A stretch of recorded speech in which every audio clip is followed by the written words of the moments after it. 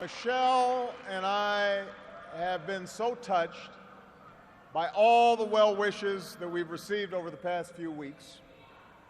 But tonight it's my turn to say thanks. Whether we have seen eye to eye or rarely agreed at all, my conversations with you, the American people, in living rooms and in schools, at farms, on factory floors, at diners, and on distant military outposts. Those conversations are what have kept me honest and kept me inspired and kept me going. And every day I have learned from you. You made me a better president, and you made me a better man. So I first came to Chicago when I was in my early 20s, and I was still trying to figure out who I was, still searching for a purpose in my life. And it was the neighborhood not far from here where I began working with church groups in the shadows of closed steel mills. It was on these streets where I witnessed the power of faith and the quiet dignity of working people in the face of struggle and loss. I can't do that.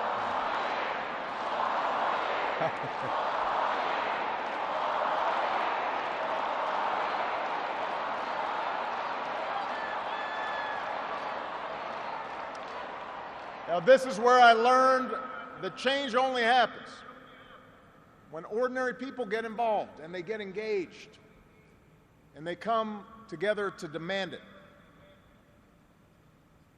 After 8 years as your president, I still believe that. And it's not just my belief. It's the beating heart of our American idea, our bold experiment in self-government. It's the conviction that we are all created equal, endowed by our Creator with certain unalienable rights, among them life, liberty, and the pursuit of happiness. It's the insistence that these rights, while self-evident, have never been self-executing. That we, the people, through the instrument of our democracy, can form a more perfect union. What a radical idea. The great gift that our founders gave to us. The freedom to chase our individual dreams through our sweat and toil and imagination, and the imperative to strive together as well to achieve a common good, a greater good. For 240 years, our nation's call to citizenship has given work and purpose to each new generation. It's what led patriots to choose republic over tyranny, pioneers to trek west, slaves to brave that makeshift railroad to freedom. It's what pulled immigrants and refugees across oceans in the Rio Grande. It's what pushed women to reach for the ballot. It's what powered workers to organize. It's why GIs gave their lives at Omaha Beach, in Iwo Jima, Iraq, and Afghanistan. And why men and women from Selma to Stonewall were prepared to give theirs as well. So that's what we mean when we say America's exceptional. Not that our nation's been flawless from the start, but that we have shown the capacity to change and make life better for those who follow. Yes, our progress has been uneven. The work of democracy has always been hard. It's always been contentious.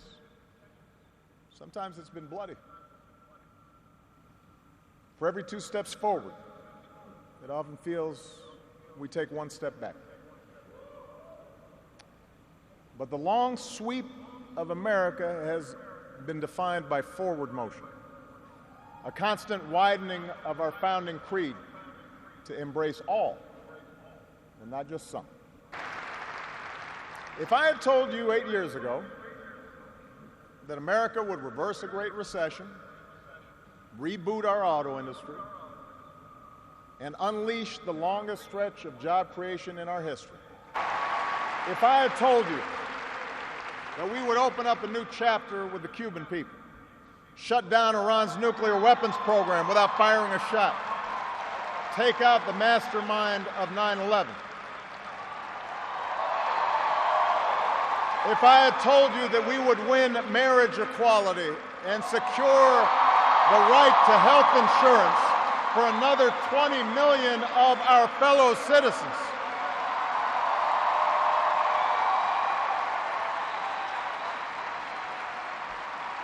if I had told you all that, you might have said our sights were set a little too high. But that's what we did. That's what you did. You were the change. You answered people's hopes, and because of you, by almost every measure, America is a better, stronger place than it was when we started.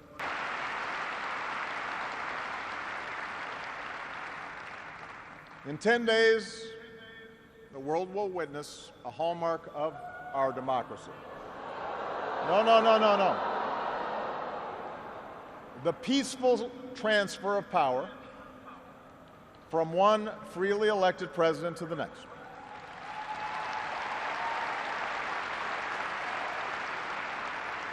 I committed to President-elect Trump that my administration would ensure the smoothest possible transition, just as President Bush did for me.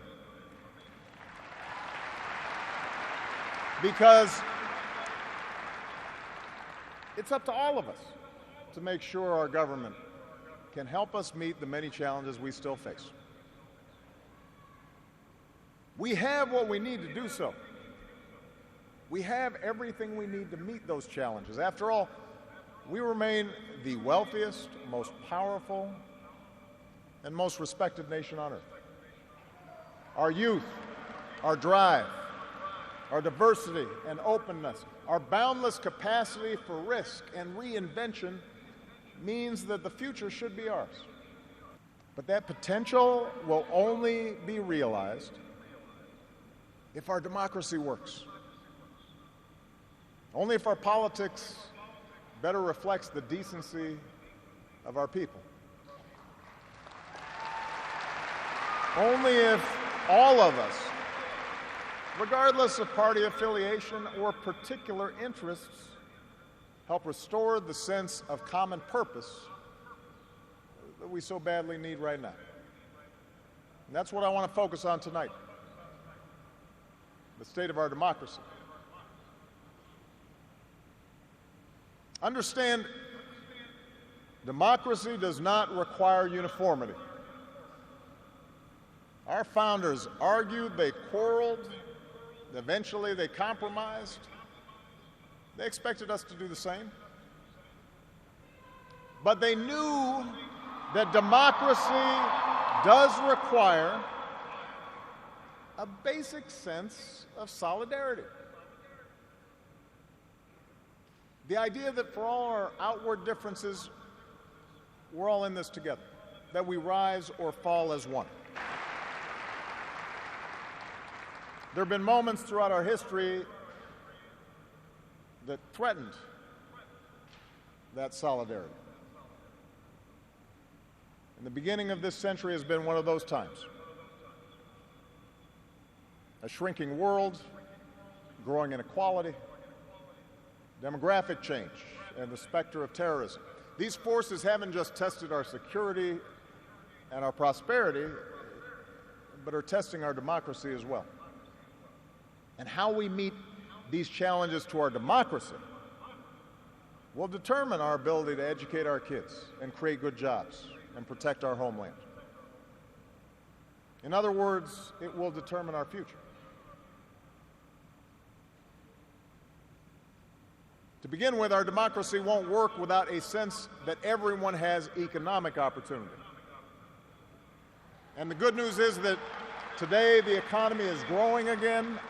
Wages, incomes, home values, and retirement accounts are all rising again. Poverty is falling again.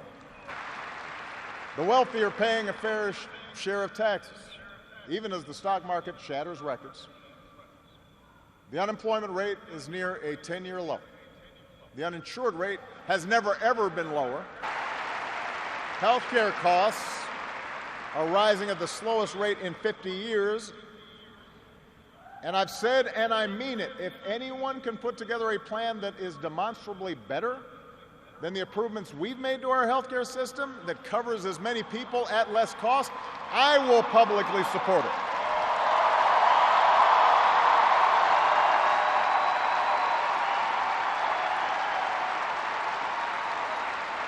Because that, after all, is why we serve. Not to score points or take credit, but to make people's lives better.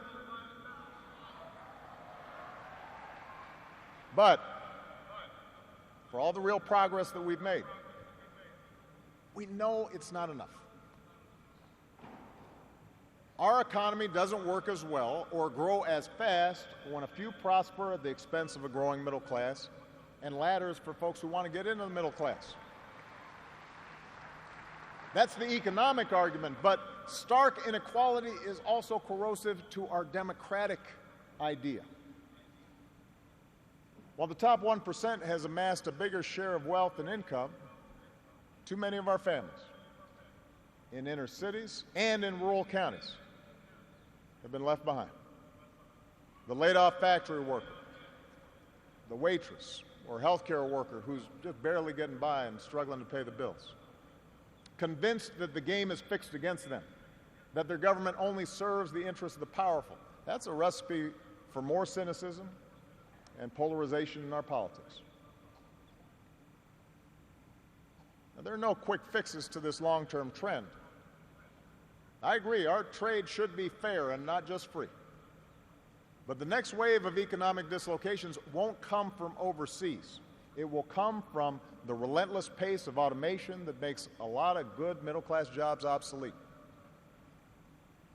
And so we're going to have to forge a new social compact to guarantee all our kids the education they need, to give workers the power to unionize for better wages, to update the social safety net to reflect the way we live now, and make more reforms to the tax code so corporations and individuals who reap the most from this new economy don't avoid their obligations to the country that's made their very success possible. We can argue about how to best achieve these goals, but we can't be complacent about the goals themselves. For if we don't create opportunity for all people, the disaffection and division that has stalled our progress will only sharpen in years to come. There's a second threat to our democracy, and this one is as old as our nation itself. After my election, there was talk of a post-racial America. And such a vision, however well-intended, was never realistic. Race remains a potent and often divisive force in our society. Now, I've lived long enough to know that race relations are better than they were 10 or 20 or 30 years ago, no matter what some folks say. You can see it not just in statistics, you see it in the attitudes of young Americans across the political spectrum. But we're not where we need to be. And all of us have more work to do. If every economic issue is framed as a struggle between a hardworking white middle class and an undeserving minority, then workers of all shades are going to be left fighting for scraps while the wealthy withdraw further into their private enclaves. If we're unwilling to invest in the children of immigrants just because they don't look like us, we will diminish the prospects of our own children, because those brown kids will represent a larger and larger share of America's workforce. And we have shown that our economy doesn't have to be a zero-sum game. Last year, incomes rose for all races, all age groups, for men and for women. So if we're going to be serious about race going forward, we need to uphold laws against discrimination in hiring and in housing and in education and in the criminal justice system. That is what our Constitution and our highest ideals require. But laws alone won't be enough. Hearts must change. They won't change overnight. Social attitudes oftentimes take generations to change. But if our democracy is to work the way it should in this increasingly diverse nation, then each one of us need to try to heed the advice of a great character in American fiction, Atticus Finch, who said, "You never really understand a person until you consider things from his point of view, until you climb into his skin and walk around in it." For blacks and other minority groups, that means tying our own very real struggles for justice to the challenges that a lot of people in this country face. Not only the refugee or the immigrant or the rural poor or the transgender American, but also the middle-aged white guy who, from the outside, may seem like he's got advantages, but has seen his world upended by economic and cultural and technological change. We have to pay attention and listen. For white Americans, it means acknowledging that the effects of slavery and Jim Crow didn't suddenly vanish in the 60s. That when minority groups voice discontent, they're not just engaging in reverse racism or practicing political correctness.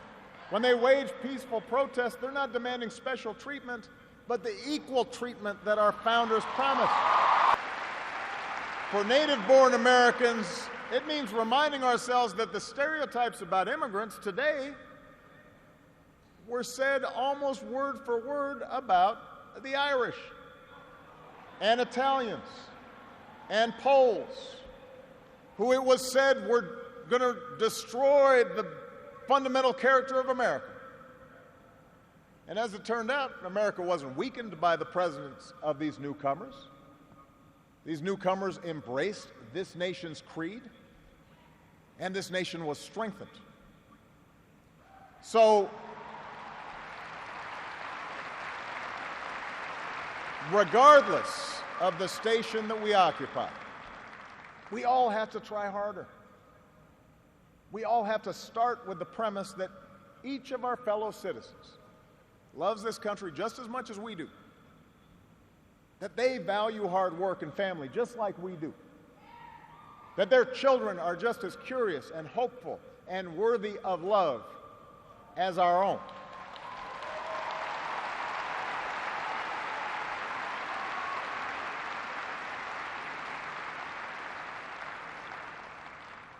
And that's not easy to do. For too many of us, it's become safer to retreat into our own bubbles, whether in our neighborhoods or on college campuses or places of worship, or especially our social media feeds. Surrounded by people who look like us and share the same political outlook and never challenge our assumptions. And the rise of naked partisanship and increasing economic and regional stratification, the splintering of our media into a channel for every taste, all this makes this great sorting seem natural, even inevitable. And increasingly, we become so secure in our bubbles that we start accepting only information, whether it's true or not, that fits our opinions, instead of basing our opinions on the evidence that is out there. And this trend represents a third threat to our democracy. Look, politics is a battle of ideas. That's how our democracy was designed. In the course of a healthy debate, we prioritize different goals and the different means of reaching them. But without some common baseline of facts, without a willingness to admit new information and concede that your opponent might be making a fair point and that science and reason matter, then we're going to keep talking past each other and we'll make common ground and compromise impossible.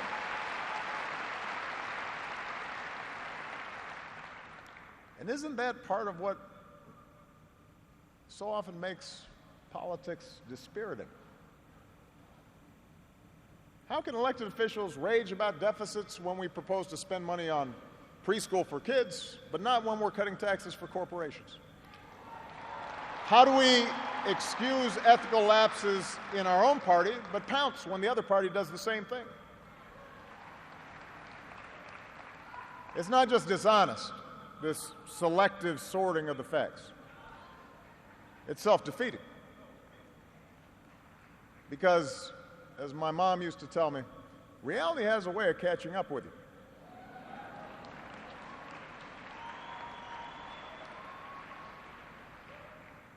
Take the challenge of climate change. In just 8 years, we've halved our dependence on foreign oil. We've doubled our renewable energy. We've led the world to an agreement that has the promise to save this planet. But without bolder action, our children won't have time to debate the existence of climate change. They'll be busy dealing with its effects. More environmental disasters, more economic disruptions, waves of climate refugees seeking sanctuary. Now, we can and should argue about the best approach to solve the problem. But to simply deny the problem not only betrays future generations, it betrays the essential spirit of this country, the essential spirit of innovation and practical problem solving that guided our founders. It is that spirit born of the Enlightenment that made us an economic powerhouse. The spirit that took flight at Kitty Hawk and Cape Canaveral. The spirit that cures disease and put a computer in every pocket. It's that spirit, a faith in reason and enterprise, and the primacy of right over might that allowed us to resist the lure of fascism and tyranny during the Great Depression, that allowed us to build a post-World War II order with other democracies, an order based not just on military power or national affiliations, but built on principles: the rule of law, human rights, freedom of religion and speech and assembly, and an independent press. That order is now being challenged. First, by violent fanatics who claim to speak for Islam. More recently, by autocrats in foreign capitals who see free markets and open democracies and civil society itself as a threat to their power. The peril each poses to our democracy is more far-reaching than a car bomb or a missile. They represent the fear of change, the fear of people who look or speak or pray differently, a contempt for the rule of law that holds leaders accountable, an intolerance of dissent and free thought, a belief that the sword or the gun or the bomb or the propaganda machine is the ultimate arbiter of what's true and what's right. Because of the extraordinary courage of our men and women in uniform, because of our intelligence officers and law enforcement and diplomats who support our troops. No foreign terrorist organization has successfully planned and executed an attack on our homeland these past 8 years. And although Boston and Orlando and San Bernardino and Fort Hood remind us of how dangerous radicalization can be, our law enforcement agencies are more effective and vigilant than ever.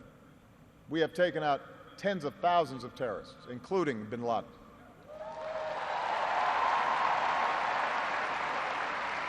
The global coalition we're leading against ISIL has taken out their leaders and taken away about half their territory.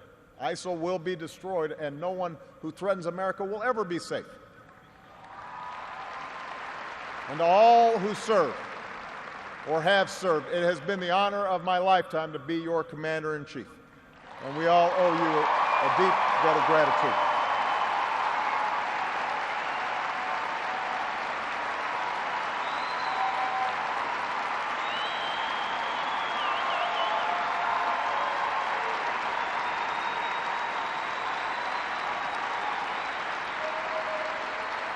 But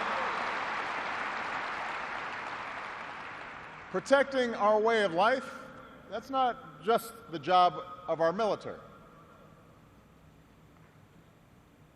Democracy can buckle when it gives in to fear. So just as we, as citizens, must remain vigilant against external aggression, we must guard against a weakening of the values that make us who we are. And that's why for the past 8 years, I've worked to put the fight against terrorism on a firmer legal footing. That's why we've ended torture, worked to close Gitmo, reformed our laws governing surveillance to protect privacy and civil liberties. That's why I reject discrimination against Muslim Americans, who are just as patriotic as we are.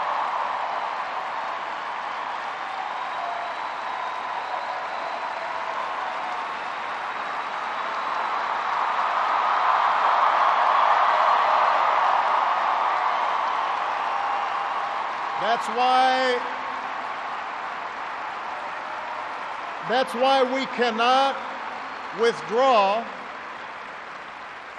That's why we cannot withdraw from big global fights to expand democracy and human rights and women's rights and LGBT rights. No matter how imperfect our efforts, no matter how expedient ignoring such values may seem, that's part of defending America. For the fight against extremism and intolerance and sectarianism and chauvinism are of a piece with the fight against authoritarianism and nationalist aggression. If the scope of freedom and respect for the rule of law shrinks around the world, the likelihood of war within and between nations increases, and our own freedoms will eventually be threatened. So let's be vigilant but not afraid. ISIL will try to kill innocent people, but they cannot defeat America unless we betray our Constitution and our principles in the fight.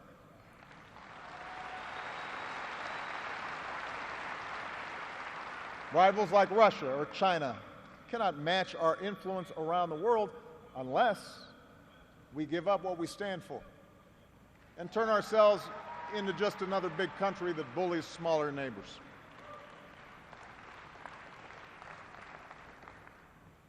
Which brings me to my final point. Our democracy is threatened whenever we take it for granted. All of us, regardless of party, should be throwing ourselves into the task of rebuilding our democratic institutions. When voting rates in America are some of the lowest among advanced democracies, we should be making it easier, not harder, to vote.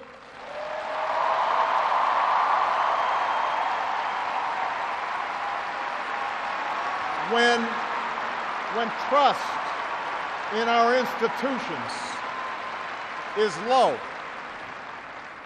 we should reduce the corrosive influence of money in our politics and insist on the principles of transparency and ethics in public service. When Congress is dysfunctional, we should draw our congressional districts to encourage politicians to cater to common sense and not rigid extremes.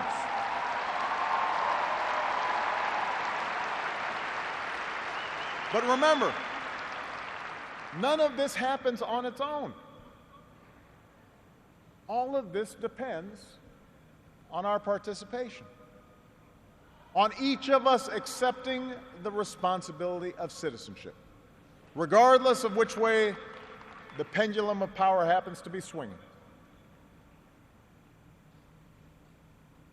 Our Constitution is a remarkable, beautiful gift. But it's really just a piece of parchment. It has no power on its own. We, the people, give it power. We, the people, give it meaning with our participation and with the choices that we make and the alliances that we forge, whether or not we stand up for our freedoms, whether or not we respect and enforce the rule of law. That's up to us. America's no fragile thing, but the gains of our long journey to freedom are not assured. In his own farewell address, George Washington wrote that self-government is the underpinning of our safety, prosperity, and liberty. But from different causes and from different quarters, much pains will be taken to weaken in your minds the conviction of this truth. And so we have to preserve this truth with jealous anxiety that we should reject the first dawning of every attempt to alienate any portion of our country from the rest, or to enfeeble the sacred ties that make us one. America, we weaken those ties when we allow our political dialogue to become so corrosive that people of good character aren't even willing to enter into public service. So coarse with rancor that Americans with whom we disagree are seen not just as misguided, but as malevolent. We weaken those ties when we define some of us as more American than others, when we write off the whole system as inevitably corrupt, and when we sit back and blame the leaders we elect without examining our own role in electing them.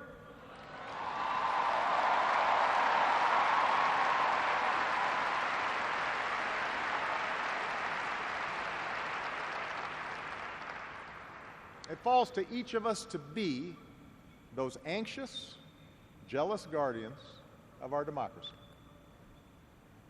to embrace the joyous task we've been given, to continually try to improve this great nation of ours. Because for all our outward differences, we in fact all share the same proud title, the most important office in a democracy: citizen. Citizen.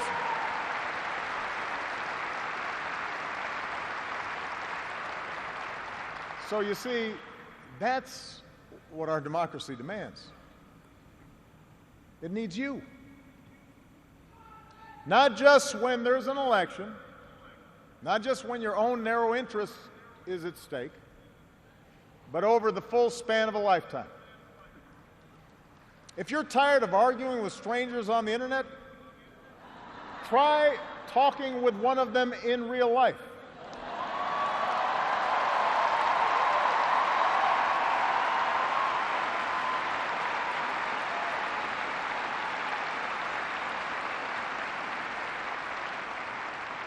If something needs fixing, then lace up your shoes and do some organizing.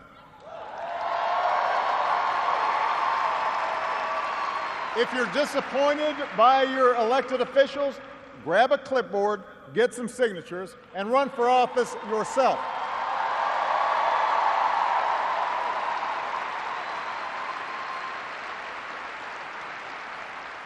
Show up. Dive in. Stay at it. Sometimes you'll win. Sometimes you'll lose. Presuming a reservoir of goodness in other people, that can be a risk. And there will be times when the process will disappoint you. But for those of us fortunate enough to have been part of this work and to see it up close, let me tell you, it can energize and inspire. And more often than not, your faith in America and in Americans will be confirmed. Mine sure has been. Over the course of these 8 years, I've seen the hopeful faces of young graduates and our newest military officers. I have mourned with grieving families, searching for answers, and found grace in Charleston Church. I've seen our scientists help a paralyzed man regain his sense of touch. I've seen wounded warriors who at points were given up for dead walk again. I've seen our doctors and volunteers rebuild after earthquakes and stop pandemics in their tracks. I've seen the youngest of children remind us through their actions and through their generosity of our obligations to care for refugees or work for peace. And above all, to look out for each other.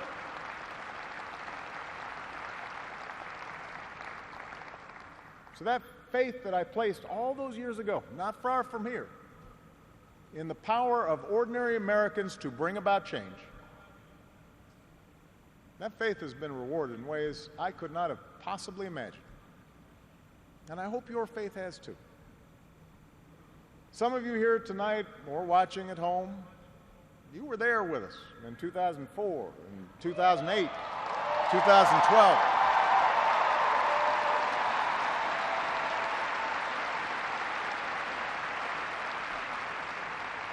Maybe you still can't believe we pulled this whole thing off. Let me tell you, you're not the only ones. Michelle?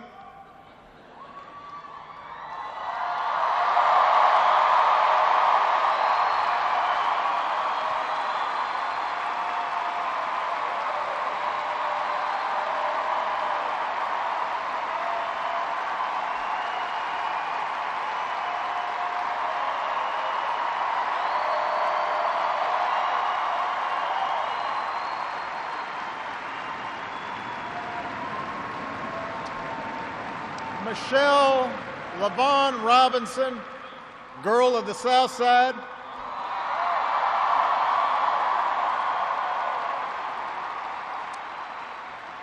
For the past 25 years, you have not only been my wife and mother of my children, you have been my best friend.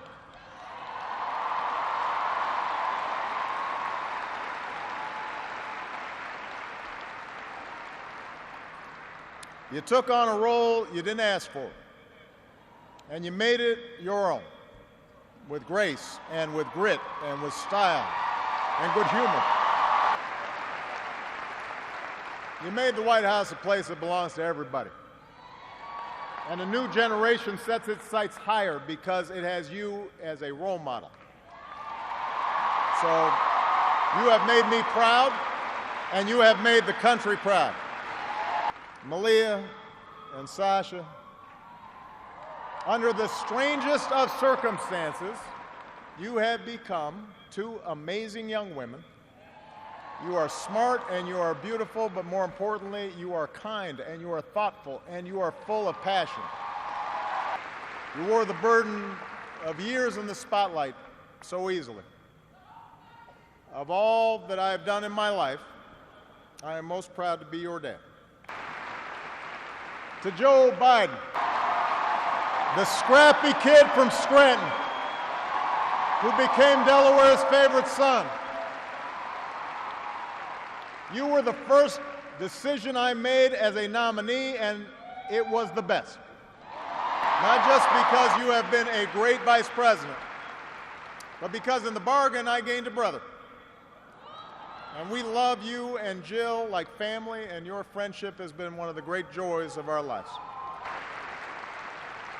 To my remarkable staff, for 8 years, and for some of you a whole lot more, I have drawn from your energy, and every day I try to reflect back what you displayed: heart and character and idealism. I've watched you grow up, get married, have kids, start incredible new journeys of your own. Even when times got tough and frustrating, you never let Washington get the better of you. You guarded against cynicism. And the only thing that makes me prouder than all the good that we've done is the thought of all the amazing things that you are going to achieve from here.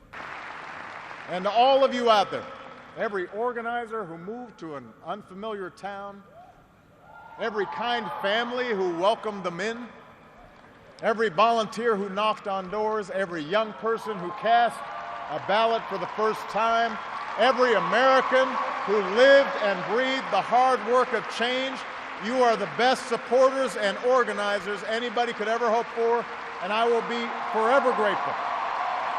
Because you did change the world. You did. And that's why I leave this stage tonight even more optimistic about this country than when we started. Because I know our work has not only helped so many Americans, it has inspired so many Americans, especially so many young people out there, to believe that you can make a difference, to hitch your wagon to something bigger than yourselves. Let me tell you, this generation coming up, unselfish, altruistic, creative, patriotic, I've seen you in every corner of the country. You believe in a fair and just and inclusive America. You know that constant change has been America's hallmark, that it's not something to fear, but something to embrace. You are willing to carry this hard work of democracy forward.